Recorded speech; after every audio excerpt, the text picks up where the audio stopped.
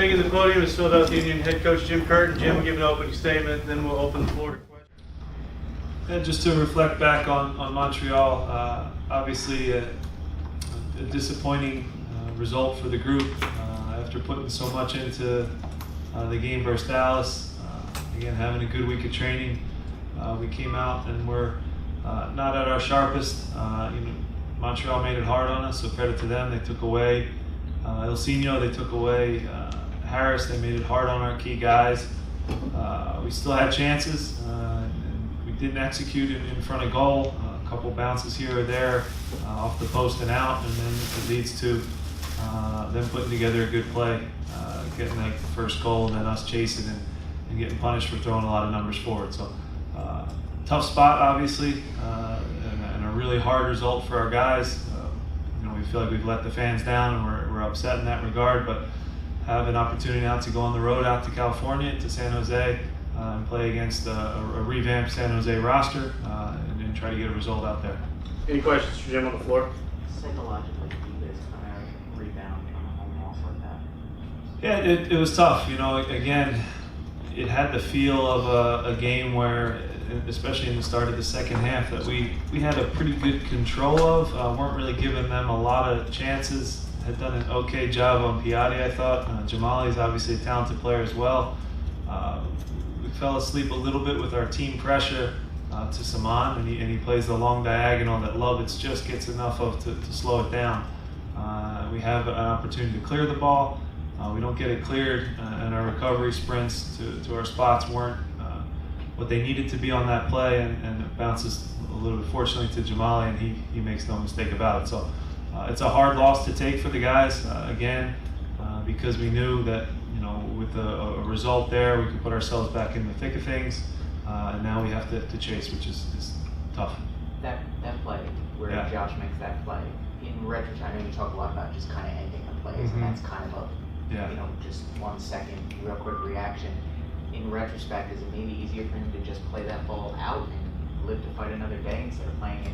Yeah, it gets on him fast for sure. The cross, I think Ray's reaction to recover after having been caught inside a little bit, trying to get to Piatti. Marcus is a little bit in between. He probably could have went straight to Saman and made him make a hasty decision. Instead, CJ has to get the pressure, so it takes a little bit of time. But we actually recover. The back four recovers to good spots. Ali and Harris were a little thought maybe that the play would end, and it didn't. Josh had the opportunity to maybe kick it over the end line. It gets on him fast, so it kind of wrong foots him, and he almost has to put his leg back the other way. And again, the bounce it takes couldn't have gone to a worse area of the field, and let alone a worse player, because he's clinical. He's shown that now in the very brief time he's been in MLS that he can score goals.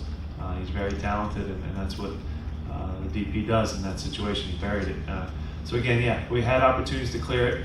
We didn't get it cleared. If Josh has that one back, maybe it's just kick it over the end line, concede a corner, let us regroup. But those are learning moments for young center backs. And again, he had a decent performance except for a couple missed clearances at the end of the game, and that one on the third goal. So something to learn from, and we'll have to get it fixed. Go ahead, Dad. As you're preparing for San Jose, what's the difference between Dom Kinnear-led San Jose and now Chris Leitch team? Yeah, they've had a little bit of an injection in life. They've had some really good results. They've had some tough results as well on the road. They had the tough 120 minutes that they played in the Open Cup. Went to Houston, which has been a tough place for anybody to go, and they're coming off of a bad loss as well. So they're going to be an angry, desperate team. We're an angry, desperate team. So you have two teams that need all 3 points at this stage. Draws really don't do either of us any good right now, so we'll both have to probably be aggressive in that regard. They're the home team, so the onus is on them to press things. So they have a lot of new talent on their team. I think they've kind of restructured their roster along the way and have some really good attacking pieces, some really good defensive pieces. So we'll have our hands full, but it is definitely certainly a different group than it was at the beginning of the season. Go ahead, John.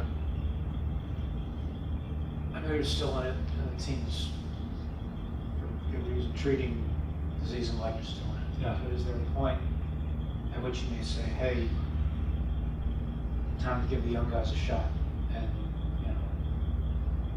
Yeah. the Gems and the guys like that and say, all right. I mean, listen, we're not quite there yet. At this stage, there's still 30 points out there. Again, do we see that? Are we realistic and realize that our backs are against the wall, and then we need 3 points every time we step on the field? Yes, that is the urgency with which we'll play with.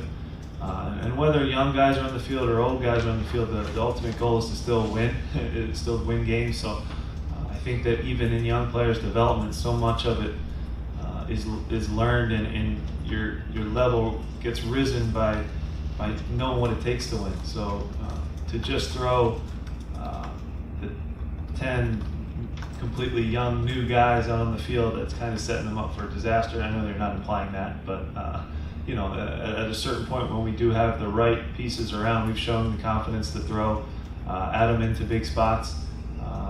Do you want to see more? Of course, and could opportunities come up now where we do move towards that? He's in some ways earned all the minutes he's gotten by himself without us having been eliminated from the playoffs. So he's right in the discussion anyway as it is to be on the field. We've played young guys a bunch this year. We've used almost our entire roster, and again, there's still 30 points out there that we are going to chase. But obviously, yeah, when we do have an opportunity to put a young guy on the field, we always want that to be with giving him the most possible success that he could have. So for instance, when Derek Jones was going well in the beginning of the year, he had Harris and Ali to lean on. We don't want to just throw 7 young guys out there that it's new for and say, go get Atlanta or go get Toronto. That's not the best way to learn. But I do understand your question, and yeah, we do still believe in our young guys, and Adam Najem would be a good example of a guy he's pushing for minutes anyway as it is. Any updates on the injuries? Gooch had the groin, so we lost him unfortunately going into the game. Andre, the cut, he still isn't. He gets the stitches out today, so hopefully now when the stitches come out, the doctors will be happy with how it's healed. The target would be Toronto, so Johnny will be in goal against San Jose. And he's done a good job for us, a great job for us. So, Andre hasn't really started catching once the stitches come out today. We can kind of speed that process up and see how it responds to the contact. Is it going to be something that tears and is bleeding through his gloves? It's still a noticeable cut. It's healed incredibly well, but it still is something that looks tender. So San Jose won't be possible, but Toronto now is in the discussion for the target for receiving him back. And then Herbers continues to get better and is doing a lot more running on the side. He'll probably rejoin the group for technical work soon. Ilsinho's picked up a little bit of a tear / sports hernia situation. It's kind of what he can tolerate pain-wise. Was not able to train today, so have some decisions to make. Obviously, going forward, some guys that are banged up, but we'll use our full allotment of players and put together a group that can go to San Jose and get a result. Anything on where does Gooch stand and where does Keegan stand? Yeah, so Gooch would have been in the starting lineup this past weekend, and I think it has done a really good job for us. But the groin injury was something that prevented him from playing. Picked it up in New England, played through it in Dallas, and it just got a little bit too tough for him. We didn't want to risk it and have it be an injury that lasts longer. Keegan continues to work hard in training. That's where the minutes are going to be earned. And yeah, he's working to get back into the lineup, obviously, just like anybody else on the team. And yeah, we have decisions along the back line to make, matchups, knowing that we now have a Saturday, Wednesday, Saturday situation. We do have good cover at both left back and right back. With Ilsinho, he's had some really good games. Yeah. Now, how is frustrating the right word that he's going through something like this now at a time where he's starting to play really well? Yeah, so he had I would call one of his best games against Dallas. I think most people would agree. That's the level that we want to try to keep him at. I think he tried to push and press a little too much, and he agreed when we talked about the Montreal performance. Piet did a great job against him as well. It needs to be said. He kind of followed him all around the field and made his day difficult. He got caught up maybe trying to make the final pass almost every time he got on the ball or beat a guy off the dribble. And it's better situated when now we put him on the ball and he can get a head start running at guys, as opposed to when he has someone hanging off of his back. That's not when he's the most dangerous. But yeah, consistency is something that he works for each and every day. He's done much better in terms of the defensive effort and work that he puts in.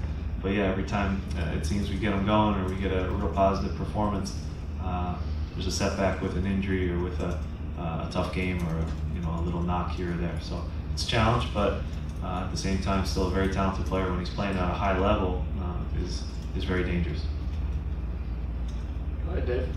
How was Chris evaluated this season? Obviously hasn't scored, but has made some key assists for you, and it seems like he's been key when he's higher up on the right side for you. But what have been some of the discussions you could share with everybody with him? Yeah, I mean, Chris is a guy who wants to score goals, and I think that's no secret. He wants to be a guy that's getting on the end of crosses at the back post. That's one of his strengths.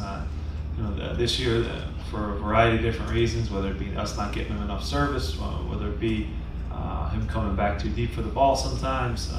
I think he has, in the recent weeks, shown an ability to stretch the team a little bit and stretch the opponent a little bit. And he's gotten some good looks, and he had the 1v1 versus Dallas where he does run through.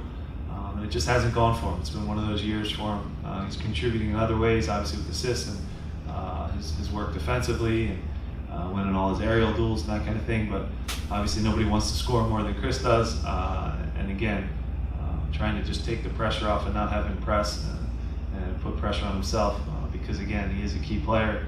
He's been with the national team. Now he just again needs that first one to go in, and hopefully he can get hot down the stretch here. Any more questions for Jim on the floor? What are some of the challenges that San Jose presents for you guys? Yeah, obviously, you still always think of Wando, in and around the box, inside that, 8 yards and in, he's still an incredibly dangerous striker in our league. He gets goals. His work rate is tireless. They've kind of been playing in a 3-5-2 formation where they've played a variety of guys, especially in the recent weeks because they've had a congested schedule. So trying to pick their best group, I'm sure, is difficult for Chris Leitch, and it's also difficult for us as we scout them because they've played a wide variety of lineups. Tommy Thompson has really come to life for them under Chris. A lot more playing time. The kid Yule is a good young player as well. They've just brought in the DP, the number 10 spot, Vaco, so they have a lot of weapons. I think Danny Hosen is quietly a handful, a wide player that can really run. They have a strong group that is very tough at home. San Jose is always a tough place to go and play. But at the end of the day, we have to be the team that goes there with some confidence and has to find a way to keep possession of the ball. They aren't really a high press team. They kind of let you come a little bit and then turn you over and can really break quickly. But it's still, ultimately, you can talk about all the new additions. Wando in the box on restarts and having a knack for popping up at the right spot is still a real key, even after all these years. And again, I think every time I wind up talking about him, but a true professional, because I can remember in my playing days watching him in reserve games for Houston, and probably could have quit a million times in his career, and he's gone on to score 100+ goals in the league. So true testament to kids that you never know when your break's going to come, and every player develops at a different time, and it clicked for him later, and he's credit to his work ethic and now the career that he's had as a player. So it still starts with him, even after all these years. Any questions for Jim on the phone? All right, thanks guys. Thanks.